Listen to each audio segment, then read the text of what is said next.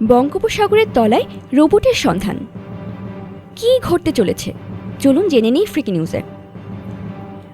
Robot দিয়ে কত কিছু কথাই তো জানা যায়, কিন্তু তাই বলে বর্ষার পূর্বাভাস জানতে রোবট?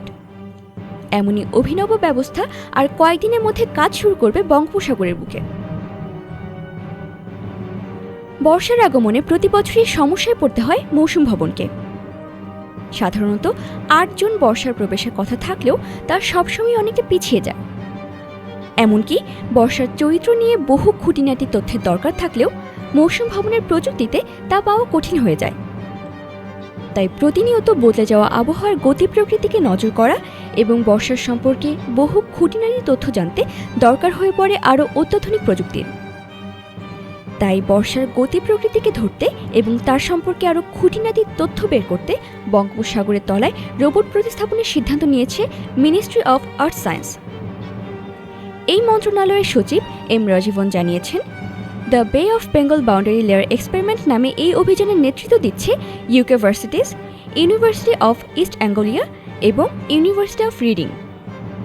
এদের সঙ্গে গাঁটছড়া বেঁধেছে National Oceanography Centre of Southampton এবং ভারতের Centre for Atmospheric Oceanic Sciences, the Indian National Centre for Climate Information Services, the National Centre for Medium Range Weather Forecasting এবং the National Institute of Ocean technology.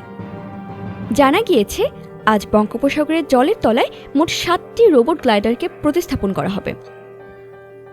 বঙ্গোপসাগরের জলের লবণাক্ততার মাত্রা মাপা থেকে জলের তলার তাপমাত্রা, স্রোতের বেগ সম্পর্কে তথ্য পাঠাবে এইসব রোবট। পাশাপাশি আকাশ এবং মেঘ নিয়েও তথ্য দেবে। এর ফলে বর্ষার গতি প্রকৃতি যেমন বোঝা যাবে, তেমনি ধারণা মিলবে বর্ষার পরিমাণ সম্পর্কে। বর্ষার অকাল বিদায় ঘটবে নাকি নির্দিষ্ট সময়ের পরই তা বিদায় নেবে তা নিয়েও তথ্য পাওয়া যাবে। এতে চাষবাসের ক্ষেত্রে প্রচুর সাহায্য মিলবে বলে ধারণা করা হচ্ছে।